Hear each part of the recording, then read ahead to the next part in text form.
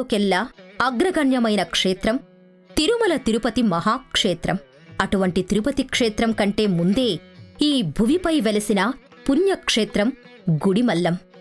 దేశంలోనే మొట్టమొదటి శివాలయంగా వెలుగొందుతున్న ఆలయం గుడిమల్లం. శ్రీ పరశురామేశ్వరస్వామి దేవస్థానం. అదే ఈనాటి దివ్యక్షేత్రం.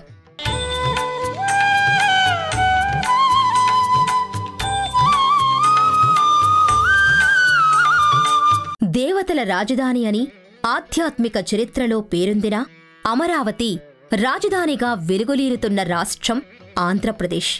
ఎందరో దేవదేవుళ్లకు ఆవాసమైన ఆలయాలతో ఈ రాష్ట్రం విలసిల్లుతోంది. వాటిలో ఆలయాల రాశి వాసి తిరుపతి జిల్లా. ఆ జిల్లాలో ప్రాచీన కాలం నుంచి మహిమాన్వితమైన దేవాలయంగానే కాదు, దేశంలోకెల్లా మొట్టమొదటి శివాలయం వెలసిన ప్రాంతం ఏర్పేడు మండలంలోని గుడిమల్లం. ఆ గుడిమల్లంకి వెళ్లే మార్గంలోకి తిరగగానే ఒక విచిత్ర దృశ్యం మన కళ్ల ముందు సాకారమవుతుంది. దేవుడి ముందు భక్తులు తమ అహంకారాన్ని బదాబదలు చేసేందుకు ఉపయోగించేది నారికేళాలు. ఆ కొబ్బరికాయలనిచ్చే కొబ్బరి చెట్లు బారులు తీరి మార్గానికి ఇరువైపులా పవిత్ర మంత్రోచ్చారణలు పలికేందుకు నిలబడ్డ మునీశ్వరుల్లా కొరువుదీరి ఉంటాయి.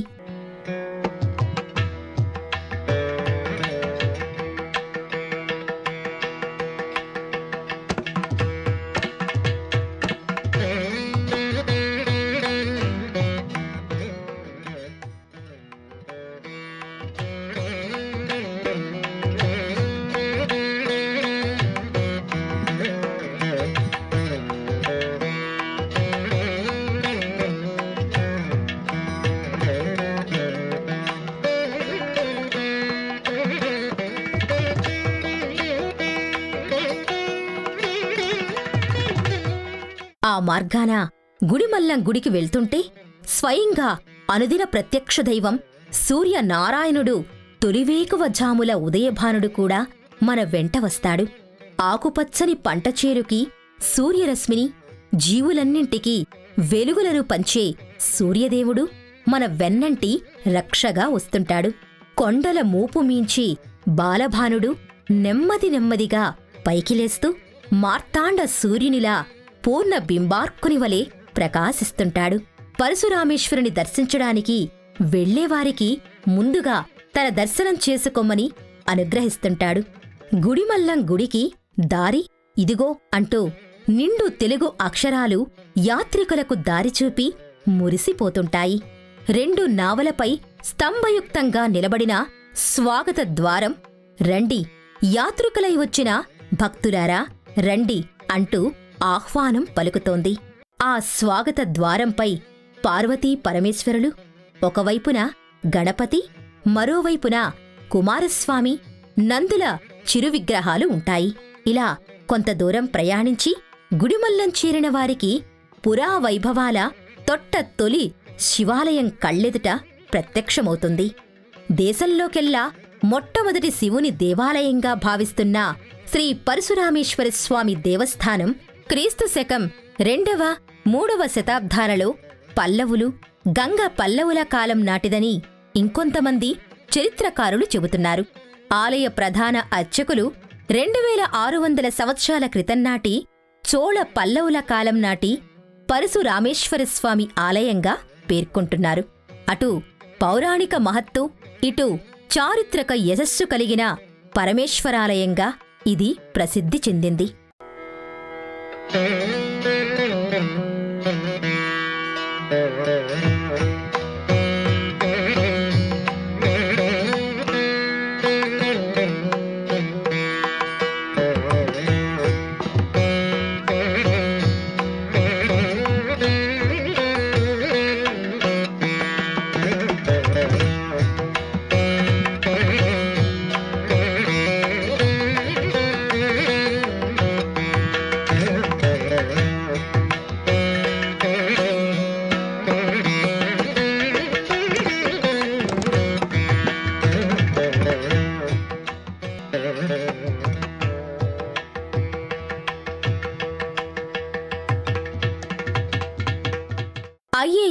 ఐపీఎస్ పరీక్షలలో ఈ ఆలయం గురించి ఒక ప్రశ్న కూడా ఉందని ఇక్కడి వారు చెబుతున్నారు. ఈ ఆలయం పేరులోనే ఎంతో విశిష్టమైన పురాణ విశేషాలు ఇమిడి ఉన్నాయని చెప్పవచ్చు. శ్రీ మహావిష్ణువు దాల్చిన దశావతారాలలో పరశురామావతారం ఒకటి. తండ్రి అయిన జమదగ్ని ఆదేశంతో తన తల్లిని సంహరించినవాడు పరశురాముడు. స్త్రీహత్య, మాతృహత్యా పాతకం నుంచి బయటపడడానికి తిరిగి తండ్రి ఆదేశం మేరకు శివుని ఎదుట తపస్సు చేయడానికి అందుకు అనువైన శివుని విగ్రహం కోసం వెతికాడట. గుడిమల్లంలోని ఈ పరమేశ్వర లింగాన్నే పూజించాడట.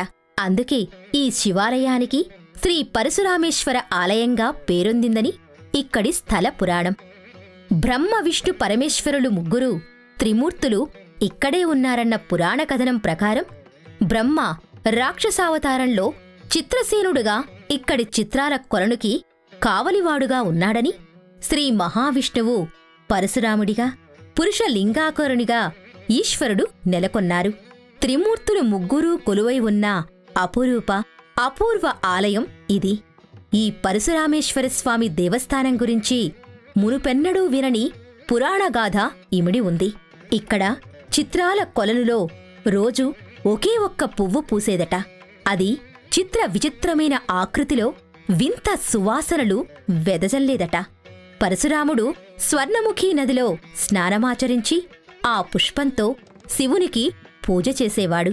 ఒకరోజు పరశురాముడు రాకముందే ఆ పుష్పంతో స్వామివారికి అర్చన జరిగిపోవడంతో ఆ చిత్రాల చెరువుకి కాపలాగా ఉండే చిత్రసేనుడికి పరశురాముడికి దాదాపు 14 ఏళ్లు యుద్ధం జరిగిందట.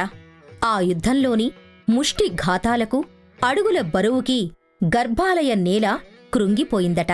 అందుకే ఈ ఆలయ గర్భాలయం నేలమట్టానికి 6 అడుగుల లోతుకి కుంగిపోయిందంటారు.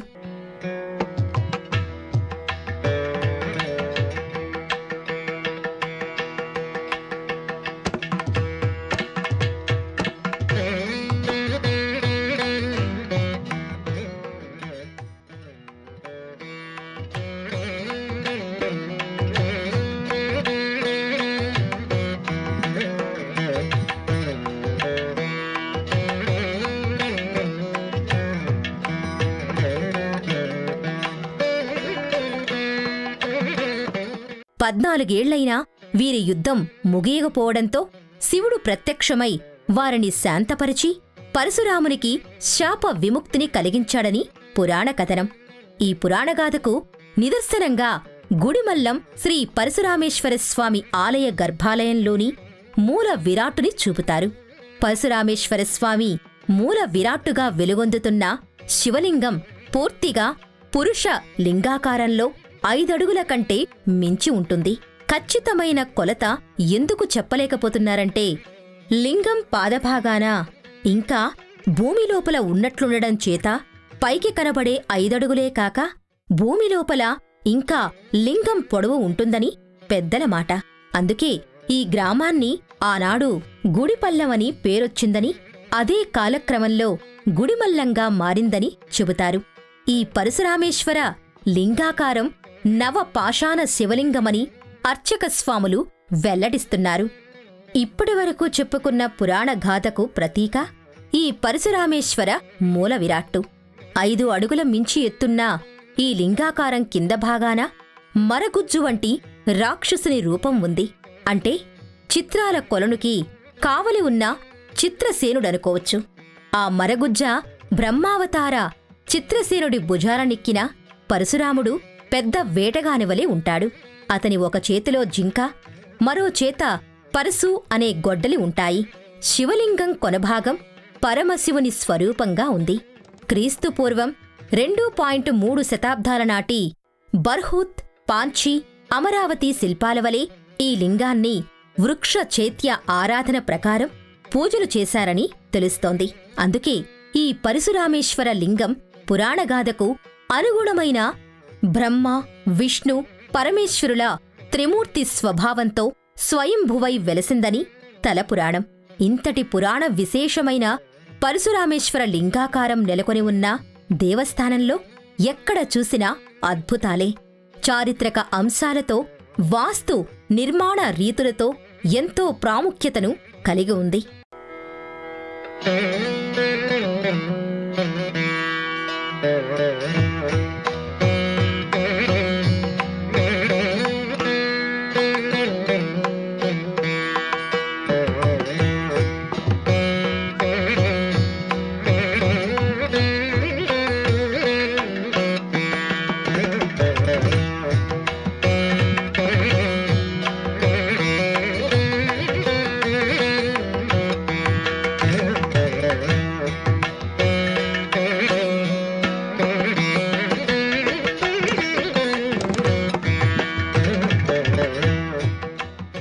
దాదాపు 2600 సంవత్సరాల క్రితం పైగా ఆలయం లోపల విద్యుత్ దీపాల అవకాశమే లేని రోజులలో ఈ ఆలయంలో వెలుగు ప్రసరణ కోసం చేసిన ఏర్పాట్లను చూస్తే ఆశ్చర్యపోవాల్సిందే. ఒక విధమైన కోణాలలో ఏర్పాటు చేసిన కిటికీలు, గోడలలో ఏర్పరిచి ఉంచిన ఖాళీ ప్రదేశాల వల్ల సూర్యకాంతి గది అంతటికీ ప్రసరించి దైవ ప్రతిమలు కనబడేవి. ఉత్తరాయణం నుంచి దక్షిణాయనంలోకి మారే రోజులలో సుమారు జూలై 15-21 తేదీల మధ్య సూర్యకిరణాలు స్వామివారి పాదాలను తాకే విధంగా ఈ గవాక్షాలను ఏర్పర్చారు. వర్షాకాలంలో కురిసిన వాననీరు భూమి లోపల ఇంకిపోయేలా ఏర్పర్చిన తూములు గుంటల నిర్మాణం నాటి అసమాన నిర్మాణ రీతిని, నాటి పనివారుల ఇంజనీరింగ్ విధానాన్ని ప్రతిబింబిస్తాయి. ఈ ఏర్పాటు అంశానికి ఒక పురాణగాథ కూడా ఉందని చెబుతారు. భూమి అడుగున ప్రవహించే గంగానదీ పాయ ప్రతి 60 ఏళ్లకొకసారి ఈ గుంతల ద్వారా పైకి ఉబికి వచ్చి స్వామివారికి అభిషేకం చేసి తిరిగి అదే మార్గంలో ఇంకిపోతాయట.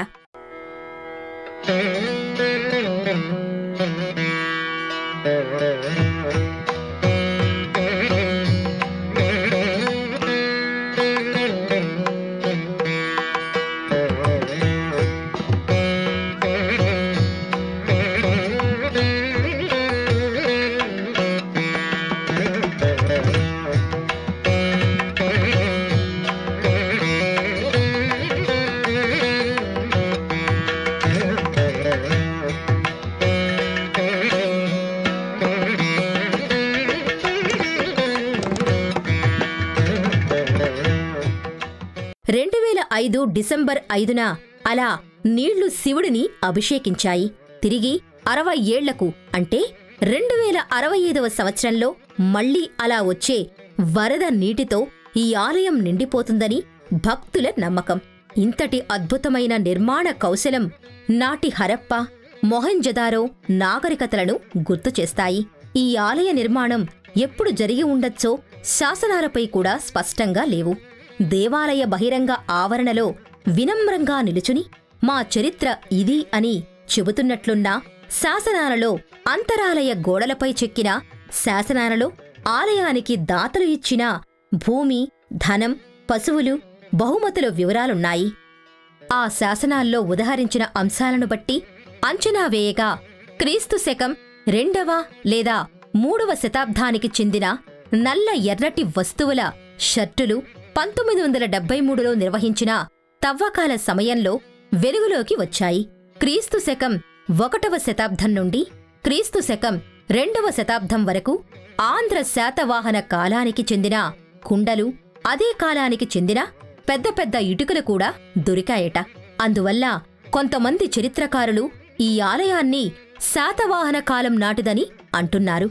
చాలా కాలం ఈ స్వయంభూ లింగాకారం ఎటువంటి గుడి వంటి ఆచ్ఛాదన లేకుండా బహిరంగ ఆవరణలో వందల సంవత్సరాలు పూజలందుకుందని, ఆ తరువాత కాలపు రాజుల కాలంలో ఆలయం వంటి నిర్మాణాలు జరిగాయని అంచనాలు వేశారు.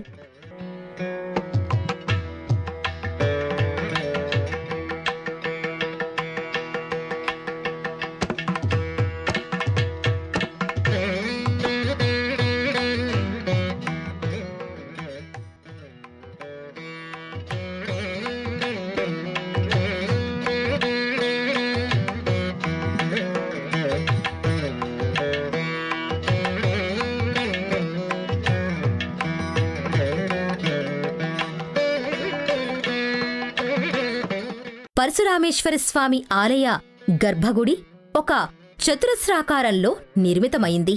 హిమాంశు రే, మిస్టర్ రావుల వంటి చరిత్రకారుల పరిశోధనల ప్రకారం ఇదొక అద్భుతమైన వాస్తు నిర్మాణ రీతికి చెందిందని తెలుస్తోంది. ఈ ఆలయ గర్భగుడి కూడా చతురస్రాకారంలో నిర్మించారు. ఈ ఆలయ విమాన శిఖరాలు, గోపురాలు గజపుష్ఠాకారంలో అంటే ఏనుగు పడుకున్నప్పుడు దాని వెనుక భాగపు ఆకారంలో నిర్మించారు. పల్లవులకి ఇష్టమైన జంతువు ఏనుగు కనుక ఇలా గజపుష్ట ఆకారంలో కట్టారని ఆలయ ప్రధాన అర్చకులు కూడా చెబుతున్నారు. ఈ నిర్మాణాలను అలాగే కాసేపు చూస్తే నీలినీలి అంబరం కింద గోధూళి వర్ణపు కట్టడాలు కనువిందు చేస్తున్నట్లు, తమ పురావైభవాలను మనకు చెబుతున్నట్లు అనిపిస్తాయి.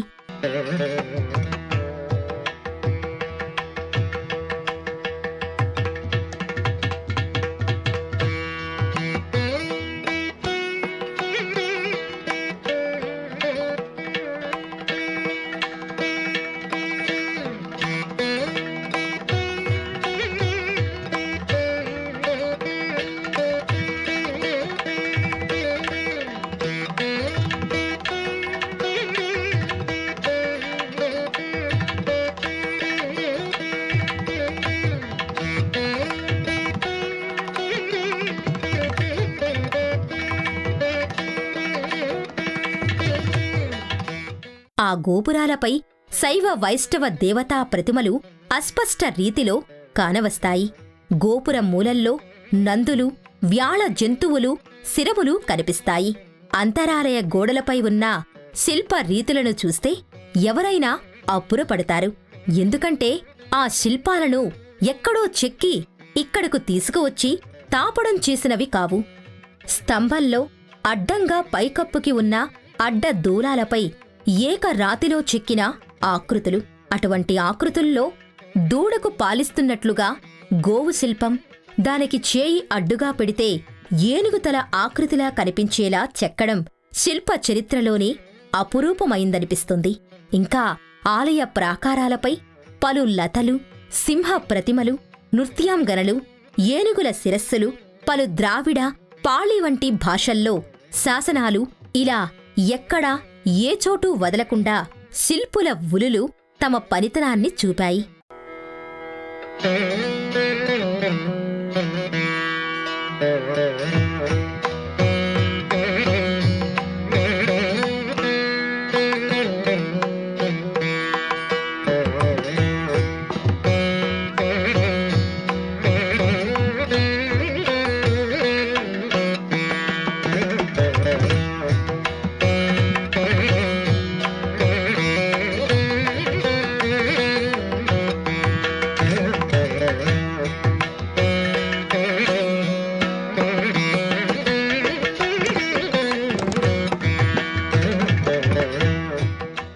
ఇదే ఆలయ ఆవరణలో 3 ప్రధాన ఉపమందిరాలు కూడా ఉన్నాయి. వాటిలో ప్రధానమైంది వల్లీ దేవసేనల సమేతంగా కార్తికేయుడు కొలువుదీరి ఉన్న ఉపాలయం. ఇక్కడి సుబ్రహ్మణ్యస్వామి విగ్రహం ఎంతో ప్రత్యేకమైంది. ముందు 3, వెనక మరో 3 ముఖాల ఆర్ముఖం, 6 ముఖాల 12 చేతుల దేవుడు ఈ కార్తికేయుడు సుబ్రహ్మణ్యుడు. ఇటువంటి విశిష్టమైన కార్తికేయ ఆకృతి తంజావూరులోని బృహదీశ్వర ఆలయంలో, తర్వాత ఈ గుడిమల్లం ఆలయంలోనే ఉండడం విశేషం. మరో విశిష్టమైన ఉపమందిరం సూర్యదేవుని ఉపాలయం.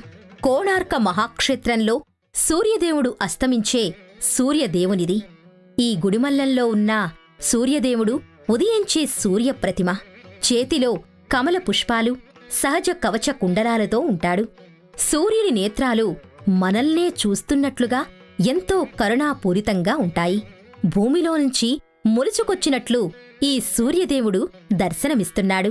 అరుణార్కుడికి అరుణవస్త్రం అలంకృతమై ఉండడం సూర్యదేవుని పవిత్రతను రెట్టింపు చేస్తుంది. ఇదే వరుసక్రమంలో అమ్మవారి ఉపమందిరంలో ఆనంద వల్లీశ్వరిగా పార్వతీదేవి ఉంటుంది. ఇక్కడ కొలువుదీరిన బ్రహ్మ, విష్ణు, పరమేశ్వరులు అంతా ఒకే చోట ఉండడం తనకెంతో ఆనందదాయకమన్నట్లు ఆ తల్లి ఆనందవల్లీశ్వరిగా కొలువుదీరింది. అన్ని చోట్ల పార్వతీదేవి సింహవాహినిగా ఉంటుంది. కాని ఈ ఆలయంలో మాత్రం శ్రీపీఠంపై ఆసీనురాలై ఉండడం మరో విశేషం. ప్రదక్షిణా మార్గం ఎంతో పగడ్బందీగా నిర్మించారు.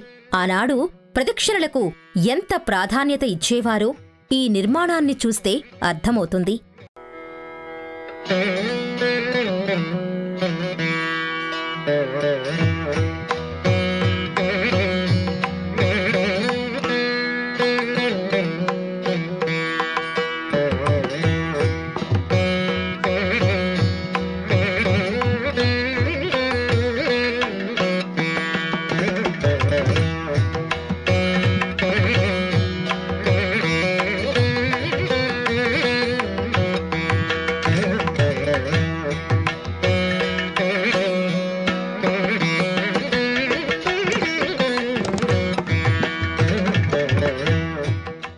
ఈ ప్రదక్షిణా మార్గంలో ఒకచోట గణపతి విగ్రహం ఉంటుంది.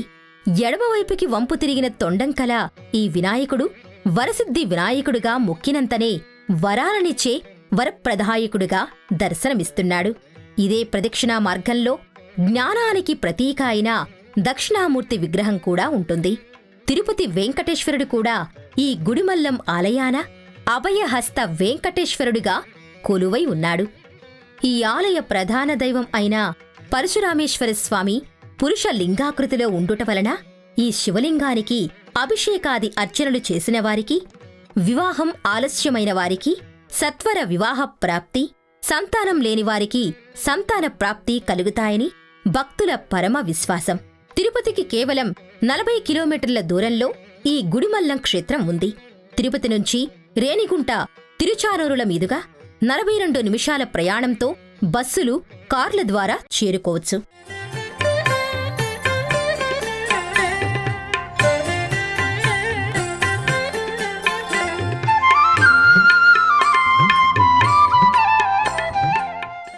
ఈ కార్యక్రమాన్ని తిరిగి చూడాలనుకుంటే www.youtube.com/@ETV Life Spiritual లో చూడవచ్చు.